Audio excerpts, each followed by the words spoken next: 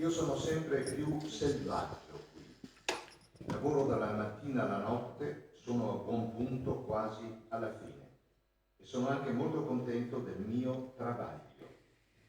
25 febbraio 1924. Giacomo Puccini scrive a Ciccia dalla Rizza, il soprano tante volte interprete delle sue opere, per informarla che finalmente è prossimo a concludere il nuovo titolo al quale sta lavorando da 4 anni, Turandot. Il periodo era per lui splendido. Arturo Toscanini aveva da poco celebrato alla Scala i 30 anni dalla nascita di Manon Lescaut. A Vienna era stata allestita una stagione dedicata alle sue opere. Il nome Puccini era garanzia di successo in Europa come a New York. Il 1 aprile del 1924 Puccini lascia Viareggio e va a Firenze per assistere nella Sala Bianca di Palazzo Pitti al rivoluzionario Pierrot Lunaire di Arnold Schoenberg, diretto dallo stesso compositore austriaco che si dirà felice di aver fatto la sua conoscenza. Ma a 66 anni il maestro è malato. Il figlio Tonio conosce la gravità della situazione che tiene nascosta al padre. Il 4 novembre partono per Bruxelles, dove una terapia radiologica, considerata allora d'avanguardia, tenterà inutilmente di combattere il tumore alla gola. Giacomo Puccini muore a Bruxelles il 29 novembre 1924, 100 anni fa. Il 3 dicembre, durante le esequie solenni tenute nel Duomo di Milano, Arturo Toscanini dirige orchestra e coro della Scala nel Requiem dell'Epica, la seconda opera di Puccini. A un secolo dalla scomparsa, lui rimane uno dei compositori di teatro musicale più eseguiti al mondo. Nato a Lucca nel 1858, in una famiglia dove da 5 generazioni la musica è il lavoro principale, rimasto orfano di padre a 6 anni, ultimo di 7 figli, preceduto da 6 sorelle, non rinuncia alle proprie ambizioni e si sottrae al destino professionale di ambito locale che lo attende e che per qualche tempo e per necessità esercita, organista nelle chiese della Lucchesia. Musicista radicato nella tradizione operistica italiana, capace di esprimere attraverso la voce e l'orchestra ogni passione, spinto da una vorace curiosità a confrontarsi con le tante innovazioni della musica a lui contemporanea, Richard Wagner, Gustav Mahler, Claude Debussy, Richard Strauss in particolare, portò in scena vicende del tutto originali. La nostra attenzione oggi si soffermerà su alcuni dei suoi personaggi femminili: Manon Lescaut, Mimì, Tosca, Madama Butterfly, Suor Angelica e infine Liu in Turandot. Puccini è stato misogino, ha punito, eliminandole tutte, le sue protagoniste, o invece ha raccontato e esasperato i diversi contesti sociali e culturali che rendevano, non so se usare l'imperfetto o piuttosto il presente, assai arduo un protagonismo, una affermazione femminile della società di allora? Iniziamo da Manon, Torino, 1893. Libretto tratto dall'Histoire du Chevalier de Grieux et de Manon Lescaut di Antoine-François Prévost, pubblicato nel 1731. Manon è una giovane donna che intende vivere liberamente la propria vita amorosa in una società che, al contrario, può soltanto reprimerla. Puccini, con i suoi librettisti Luigi Illica, Marco Praga, Domenico Oliva, la definisce una deserta donna, cioè una donna sola. Perché da Parigi, dai palazzi, dalle carrozze, dai vestiti che molto le piacevano, verrà deportata assieme a delle prostitute nel nuovo mondo, gli Stati Uniti. Ma come si è arrivati a questo finale? Manon era destinata al convento, ma ha voluto sfidare quello che avevano deciso per lei la famiglia e i pregiudizi del tempo. La ricchezza di casa e i figli maschi e le femmine a pregare dietro una grata. Ma per la giovane Manon ogni giorno in convento era rubato alla gioia di vivere. La sua colpa? Scegliere un'altra traiettoria di vita, innamorarsi del giovane Degré, lasciarlo per l'anziano e ricco Geronte, pensare di essere astuta come una donna di mondo e di poterli governare, tutti e due. Manon si conosce bene, Manon non vuol miseria, Manon riconoscente accetterà un palazzo per piantare lo studente. Ma questo è l'inizio del precipizio. Si pente della sua scelta di aver privilegiato il lusso ed è il momento dell'aria in quelle trine morbide, nell'alcova dorata, vi è un silenzio gelido, mortale, viene un silenzio, un freddo che mi agghiaccia.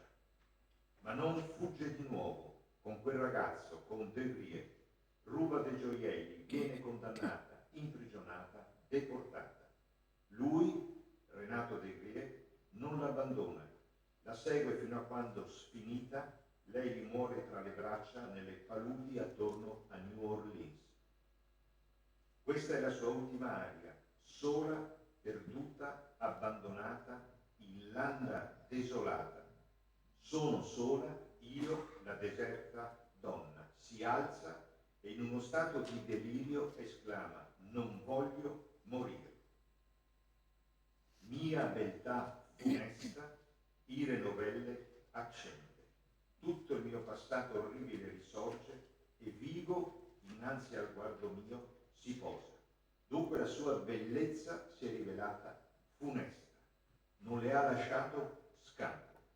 Tornando all'inizio della vicenda, c'è una sciagurata scelta familiare.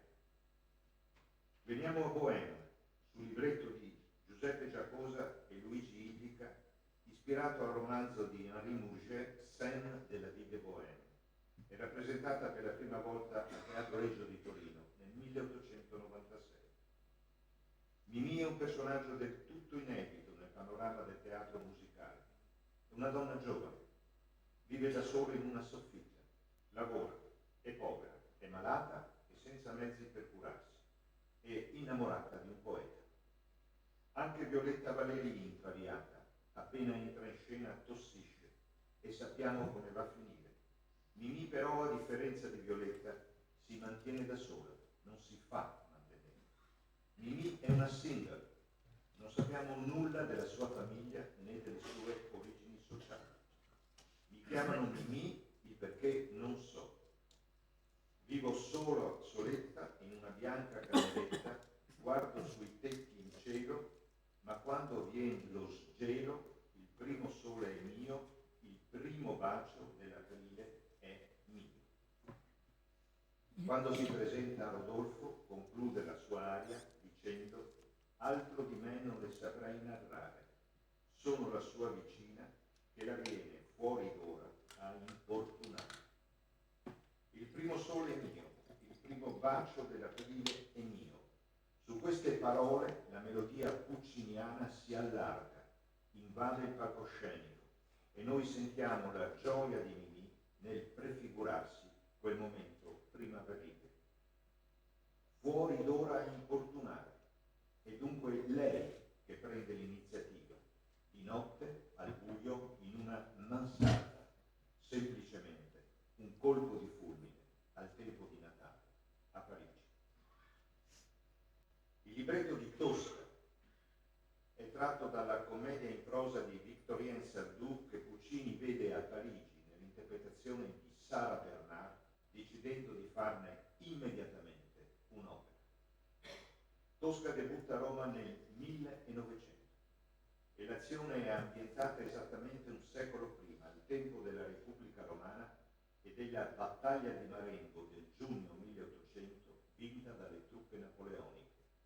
Per il pubblico di quelle serate, in un'Italia costituita esattamente da 30 anni con Roma capitale, una formidabile occasione di ripercorrere la storia della città. Ansia di libertà, amore, sesso, sopraffazione formano la materia densissima di un'opera che racconta quanto esercitato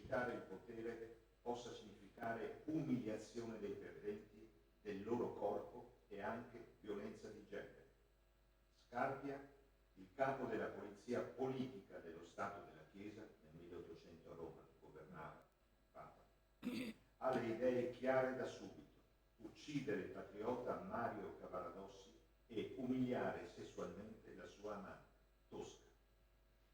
Tosca è il contrario di Mimì, ricca, famosa, niente soffitte, ma ville e palazzi. Spregiudicata, nella Roma papalina convive con l'amante che le sue belle forme gli scioglieva dai veli, un amore fisico, carnale. Si baciano anche in chiesa, davanti a un quadro della Madonna, e lei, scostandosi: Dio, quanto è peccata, ma è tutta spettinata. Una cantante, una prima donna, però imprudente, troppo gelosa e così sprovveduta da pensare che il barone Scarpia, in piena rivoluzione napoleonica e Repubblica Romana, dopo averlo arrestato, finta di salvare dalla fucilazione il suo Mario Cavaradossi, un pittore, un repubblicano antipapalino che ha dato rifugio a un prigioniero politico evaso da Castel Sant'Angelo. Mario e Tosca, il pittore e la cantante, si amano, litigano, fanno progetti. Scarpia ha le idee molto più chiare. Gioca con lei come il gatto col topo e vuole la doppia preda: eliminare il sovversivo e portarsi a letto la diva. L'uno al capestro, l'altra fra le mie braccia. Bramo, la cosa bramata perseguo, men sazio e via la getto. Un libertino crudele, un sadico professionista, ma pronto a farsi il segno della croce con l'acqua benedetta. Quando si ritrovano nel secondo atto di fronte una all'altro nel salone di Castel Sant'Angelo, che è l'ufficio di Scarpia, la sua stanza privata, il suo scannatoio, quel luogo diventa uno spazio chiuso, oppressivo, al cui interno l'ospite preda deve sentirsi a disagio. È in questo contesto che si svolge l'intero secondo atto. Finestre chiuse, porte, botole, camere della tortura delimitano questo luogo opprimente. La scena dell'uccisione di Scarpia realizza una simbiosi perfetta tra musica e azione.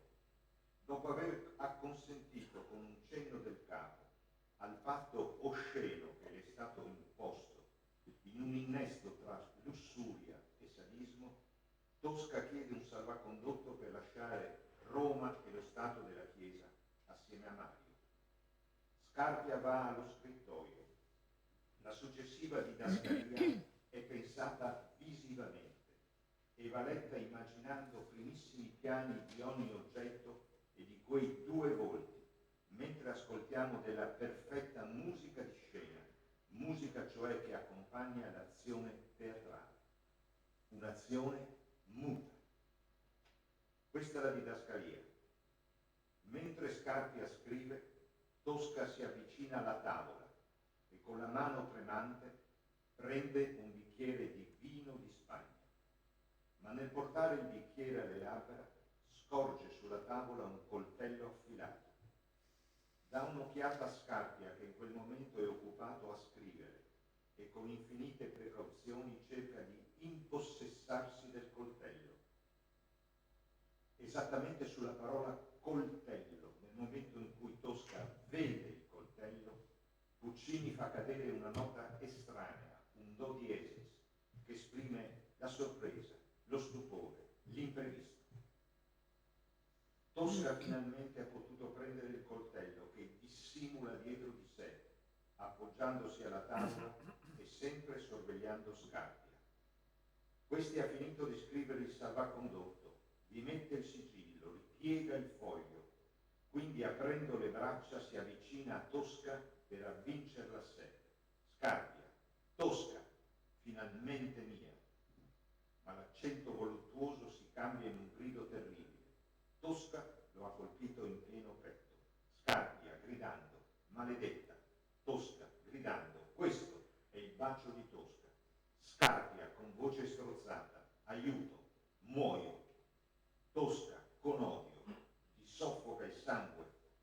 Scarpia si dibatte inutilmente e cerca di rialzarsi aggrappandosi al canapè. Ucciso da una donna, dice Tosca. Mi hai assai torturata. Odi tu ancora? Parla, guarda, sono Tosca o Scarpia. Tosca, Scarpia, soffocato, fa un ultimo sforzo, poi cade riverso. Soccorso, aiuto, muoio. Tosca, piegandosi sul viso di Scarpia, muori dannato, muori, muori. Passiamo a Madama Butterfly, 1904. Protagonista maschile è Benjamin Francis Pinkerton, ufficiale della Marina americana e con un termine che oggi, ma non allora, è entrato nel nostro vocabolario, pedofilo. L'opera è ambientata in Giappone, a Nagasaki. Pinkerton si diverte con una geisha quindicenne, la sposa, la fa maledire dalla sua famiglia che non vuole quel matrimonio con lo straniero, la mette incinta, torna a casa, si sposa, questa volta per davvero, con una sua compaesana statunitense, dopo 3 anni sbarca di nuovo a Nagasaki, in viaggio di piacere, e va a trovare Butterfly, la sua farfallina. Scopre che c'è un bambino, che lei vive in povertà e che lo ha aspettato. Sacrificio. Fare qualcosa di sacro. Il suicidio di Butterfly è sacro. Muore lei per salvargli il figlio. Che altre risorse aveva? Una ragazza madre giapponese scacciata dalla famiglia e abbandonata dal finto marito? Puccini sceglie questo soggetto dopo aver assistito al Duke of York Theatre di Londra alla tragedia in un atto Madame Butterfly di David Belasco, ispirata a un fatto di cronaca. Andava di moda allora sposarsi per divertimento con la giapponesina o con la cinesina. Oggi noi lo chiamiamo turismo sessuale. Butterfly era sicura che Pinkerton sarebbe tornato, che un giorno avrebbe visto un fil di fumo attraversare la baia di Nagasaki e la sua nave da guerra con la bandiera a stelle e strisce attraccare. Tutti pensano che non sia possibile, che il dolore per l'abbandono la faccia straparlare, stravedere, e invece ha ragione. Lui torna e sembra capire, ma la sua nave è pronta per ritornare a New York con la nuova moglie, quella vera. Quando Butterfly canta un bel ti vedremo, l'aria ha un predominante aspetto di narrazione visiva. Sono i primi segnali dell'attenzione di Puccini e dei suoi collaboratori verso l'arte nuova del cinema. Un bel dì vedremo levarsi un fil di fumo sull'estremo confine del mare e poi la nave appare. Il campo lungo diventa sempre più ravvicinato, la nave bianca entra nel porto, vedi, è venuto, io non gli scendo incontro, mi metto là sul ciglio del colle, aspetto gran tempo e non mi pesa la lunga attesa. Lui arriverà, chiamerà Butterfly dalla lontana, io senza far risposta me ne starò nascosta, un po' per celia, un po' per non morire al primo incontro. La capacità di Puccini di trasformare in drammaturgia musicale le parole delle librette raggiunge qui uno dei suoi vertici, perché se il canto di Butterfly è lieve, perfino divertito, sulle parole un po' per celia, quando invece dice un po' per non morire, la voce improvvisamente vira in modo aspro verso l'acuto, legandosi subito dopo le parole seguenti al primo incontro, premonizione di quanto potrà accadere, convivenza di trepidazione e angoscia, magistralmente tenute assieme dal canto e dalla musica. Lasciata di nuovo sola, Butterfly si uccide, affidando il bambino alla nuova moglie del padre. Suor Angelica, sul libretto di Gioacchino Forzano, è la seconda delle 3 opere che compongono il trittico. La prima è assoluta nel 18 al Metropolitan di New York. Puccini è da tempo un musicista internazionale. A Angelica è come Tosca, Tosca è come Mimì, Mimì è come Butterfly, Butterfly è come Manon, tutte diverse, ma tutte con un tratto che le accomuna, il desiderio di libertà, per tutte negato. Ecco che cosa le rende simili. Tutte dimostrano con evidenza che all'epoca di Puccini era molto difficile per una donna vedere accettata la sua libera dignità di persona. Suor Angelica è sorella gemella di Butterfly. Poco importa che una viva nel Giappone di inizio Novecento e l'altra in un monastero cattolico del 1600. Hanno tutte e due avuto un figlio da un uomo che si è poi allontanato. Da 7 anni Angelica vive in convento e non ha più notizie da casa. Finalmente una mattina una ricca carrozza si ferma davanti al portone. È una visita per lei. È sua zia, la zia principessa. Tua sorella si sposa, le dice, e io sono venuta a chiederti la rinuncia alla tua parte di eredità, così la nostra famiglia può sperare di lavare il disonore nel quale tu l'hai gettata. Non mi importa dei soldi, risponde Angelica, non mi importa di quello che tu chiami disonore. Dimmi come sta mio figlio. Quel bambino non c'è più. La zia è venuta a dirle anche questo. Negli anni al convento Angelica ha imparato a trarre infusi dai fiori e dalle erbe e deciderà di avvelenarsi così. Dopo aver cantato la più moderna per scelte e divagazioni armoniche delle arie pucciniane. Senza mamma o bimbo, tu sei morto. Quando potrò morire? Dillo alla mamma, creatura bella. Parla, amore, amore. Sulla parola amore, ripetuta e ancora ripetuta, gridata, Angelica delira. La sua voce assume una tinta, un carattere espressionista. Torniamo a quella lettera scritta a Gilda dalla Rizza. Io sono sempre più selvaggio qui, lavoro dalla mattina alla notte, sono a buon punto, quasi alla fine. Nonostante questa dichiarazione, Puccini non riuscirà a completare Turandot, opera ispirata all'omonima commedia di Carlo Gozzi, che debuttò a pochi passi da qui, al Teatro di San Samuele, il 22 gennaio 1762.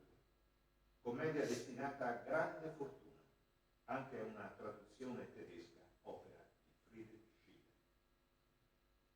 Prima di ricordare la trama di Turandot, un accenno a un mito Kaxinawa, un popolo indigeno dell'Amazzonia brasiliana, un mito raccolto da Claude Lévi-Strauss.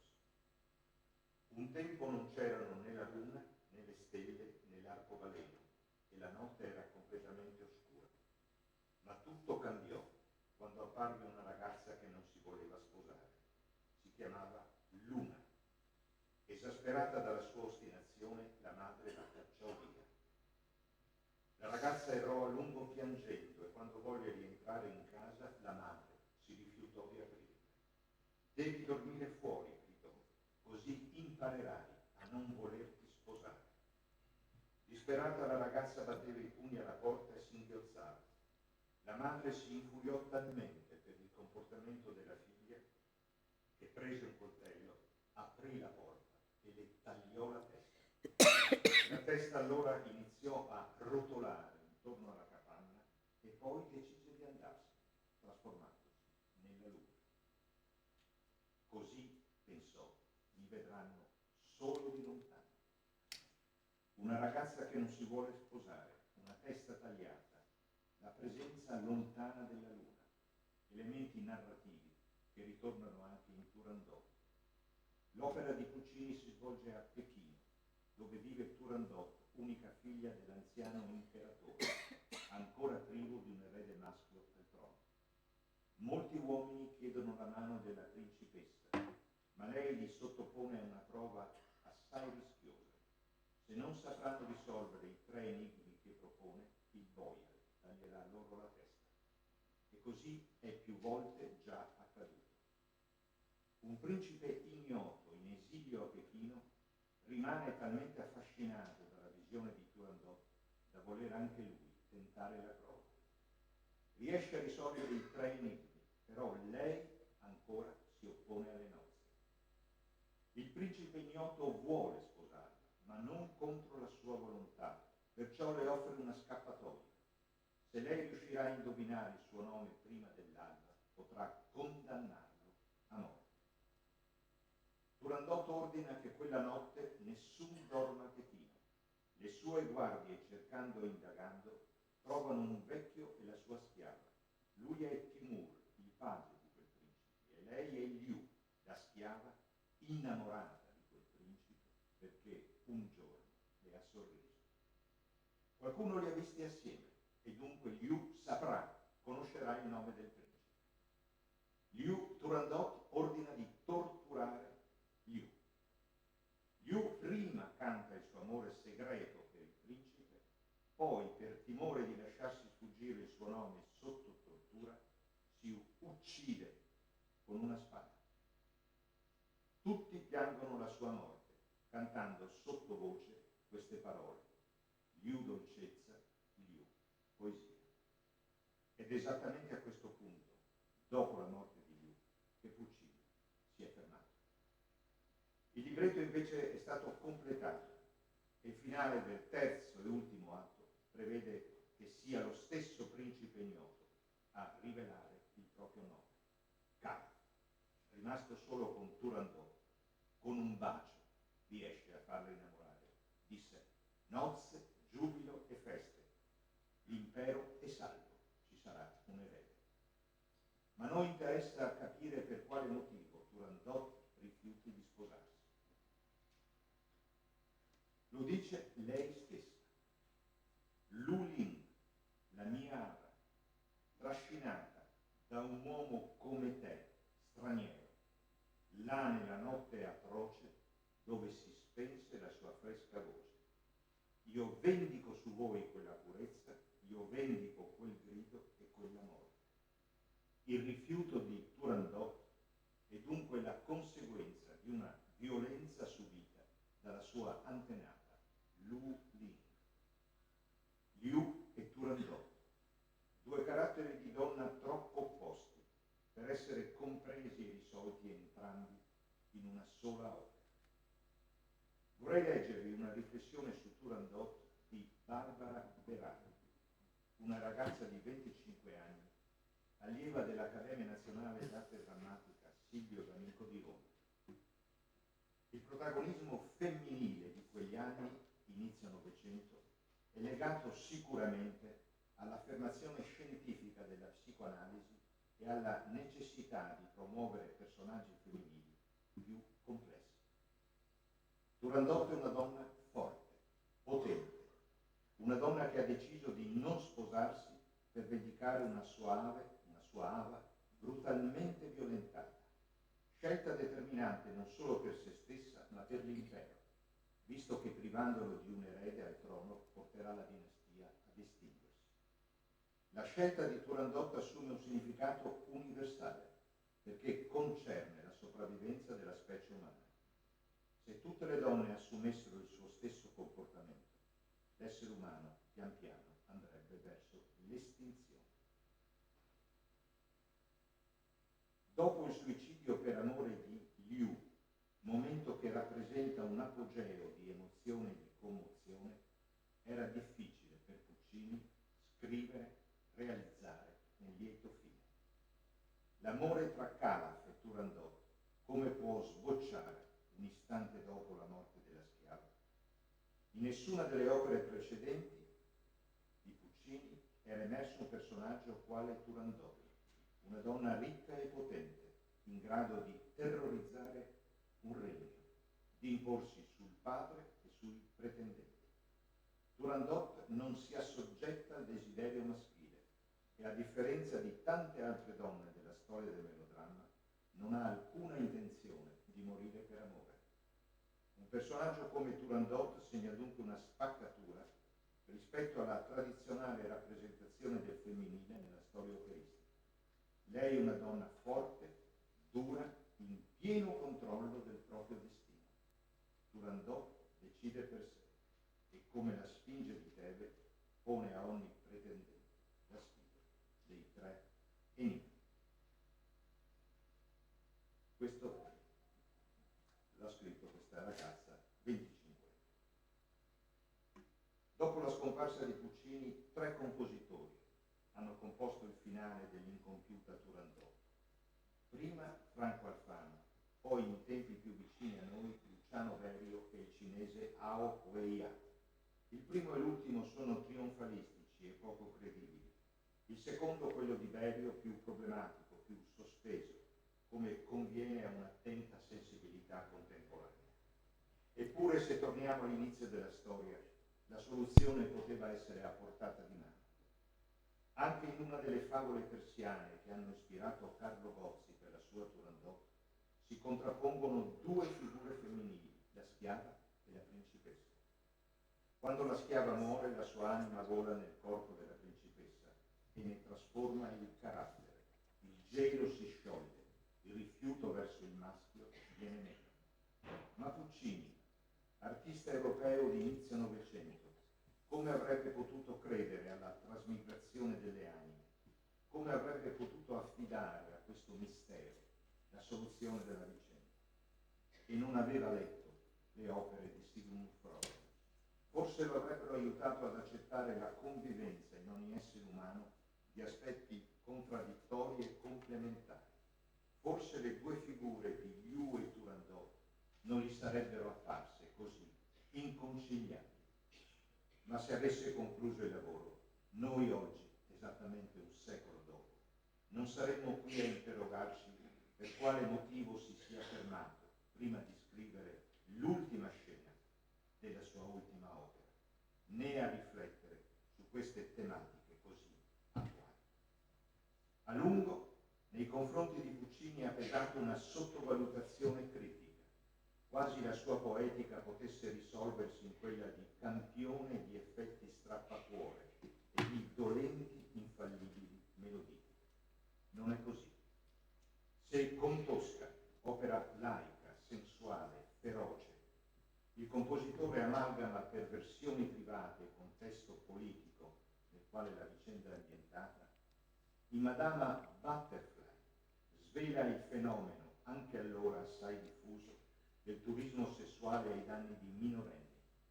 In Manon Lescaut, in Suor Angelica, denuncia le catastrofi conseguenti a una concezione patriarcale della società.